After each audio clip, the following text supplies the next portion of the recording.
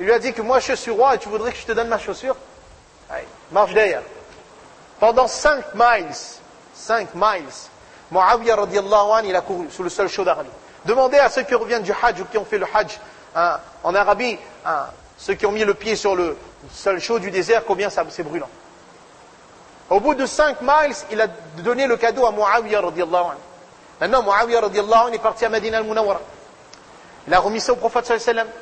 Et lorsqu'il arrive, Rasulullah sallallahu alayhi wa sallam voit qu'il a les pieds blessés, vêtements encore plus déchirés. Il lui dit, mais qu'est-ce qui t'est arrivé? Muawiyah radiallahu anhu, il raconte.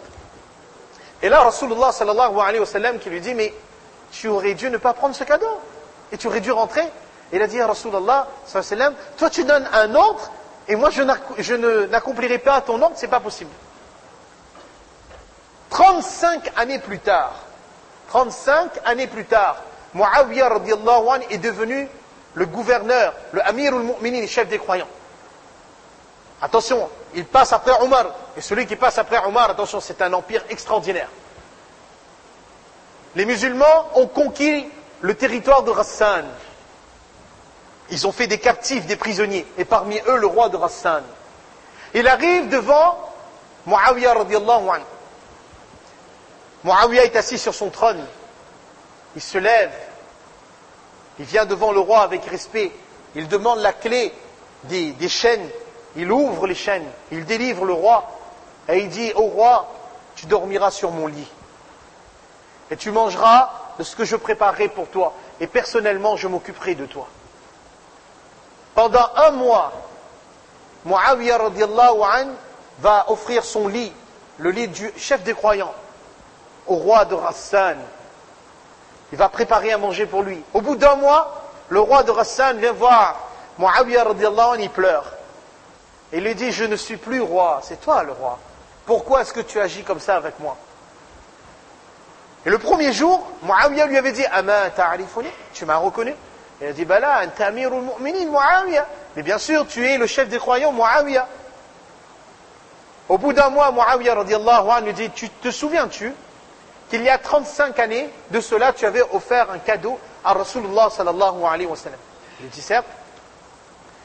Et qu'il avait envoyé un jeune quérir ce cadeau. Effectivement, eh bien ce jeune c'était moi. Mes chers frères, avant de continuer, la leçon à tirer pour nous c'est quoi?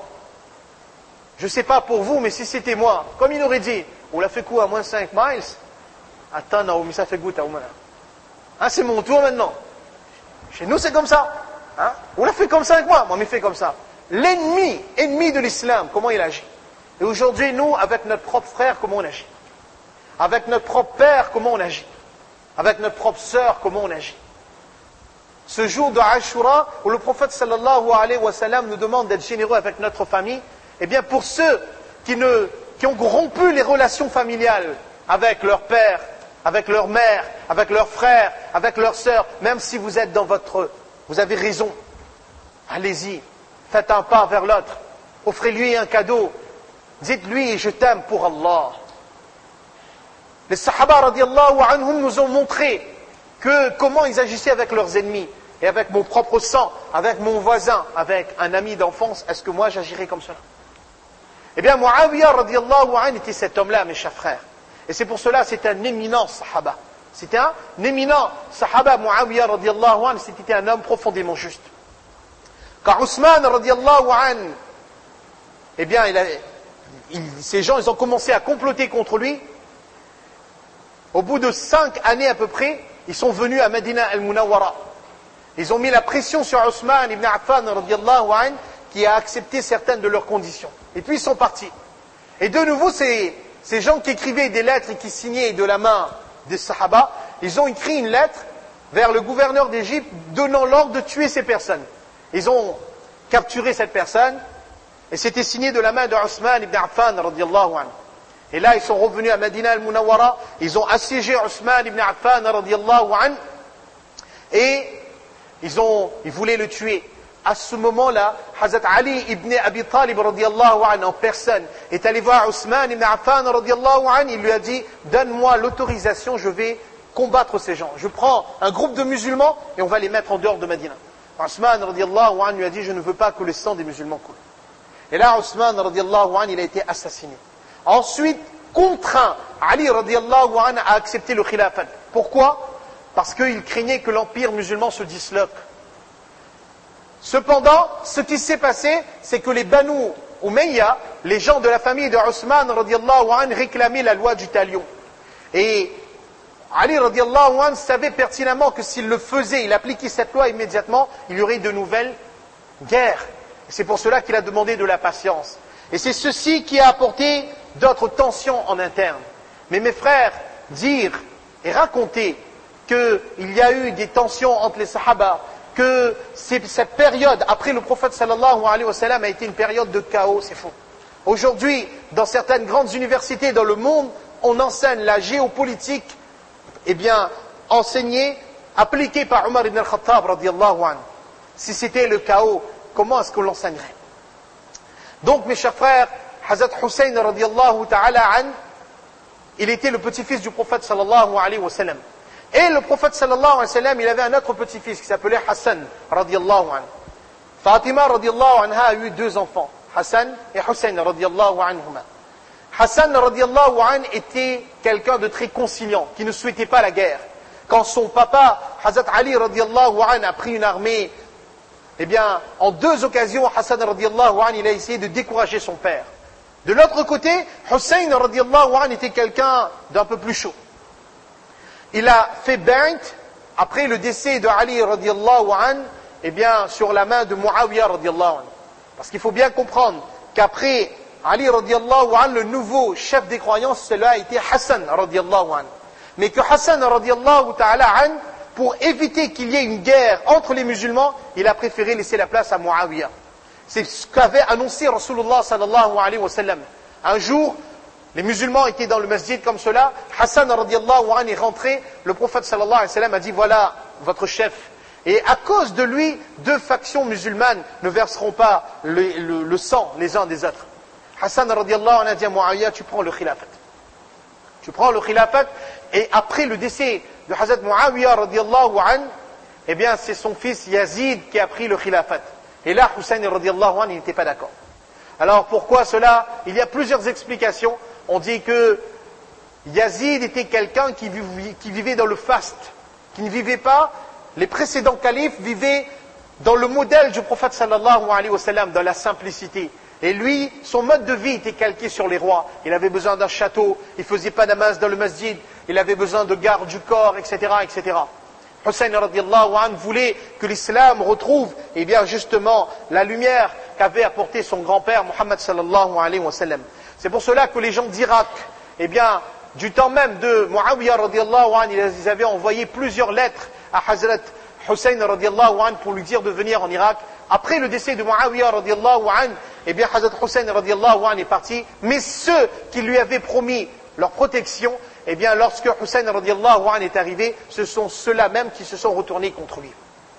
Et le jour de Karbala, Hazrat Hussein radiyallahu anhu était en tout et pour tout avec 72 personnes, et en face de lui, il y avait une armée de 30 000 personnes. Et l'histoire est longue, mais il y a une leçon à retenir de ce jour où Hussein radiyallahu anhu a été assassiné. C'est que Hazrat Hussein radiyallahu anhu fut assassiné un Jum'a alors qu'il était en train de faire le namaz. Il a demandé à ceux qui étaient en face de lui, c'est l'heure de la salat, nous allons faire namaz. Et ils lui ont dit quoi? Toi fais namaz, non fais pas namaz. Et lorsque Hussein radiyallahu anhu, dans le premier raka'at, il était dans le sajda, ils sont venus et ils l'ont frappé. Plus de 52 blessures, on a recensé sur Hazrat Hussein radiyallahu anhu ce jour-là. Et mes frères, que nous, certaines fois, Allah tabarak wa ta'ala nous a donné tellement de facilité pour faire namaz. Allah subhanahu wa ta'ala nous a donné tellement de facilité pour faire namaz. Hussein radiyallahu anhu, chef des jeunes dans le paradis. Chef des jeunes dans le paradis. Petit-fils du prophète sallallahu alayhi wa sallam. Le prophète sallallahu alayhi wa sallam l'aimait tellement, Allah tabarak wa ta'ala avait déjà annoncé à Rasulullah sallallahu alayhi wa sallam que Hussein radiyallahu anhu mourrait martyr.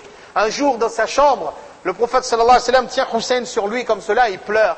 Salma radiyallahu anha demande à Rasulullah sallallahu alayhi wa sallam, mais pourquoi est-ce que tu pleures?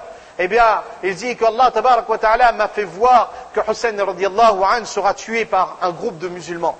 Et là, il confie à Salma radiallahu anha un peu de terre. Il lui dit, garde cela dans un endroit. Lorsque tu verras du sang sortir de cette terre, sache que Hussein radiallahu anha sera décédé.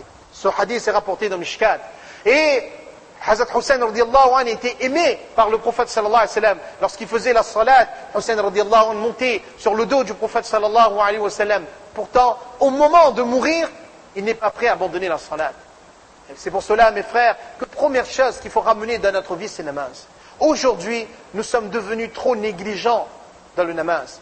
Tous les ibadat, Allah tabarak wa ta'ala les a ordonnés sur terre.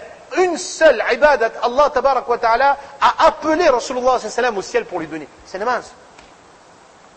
Et mes frères, tout à l'heure, je parlais de l'importance de se respecter mutuellement, de s'aimer. Je conclurai par un épisode qui est arrivé justement lorsque le prophète sallallahu alayhi wa sallam était au 4e ciel.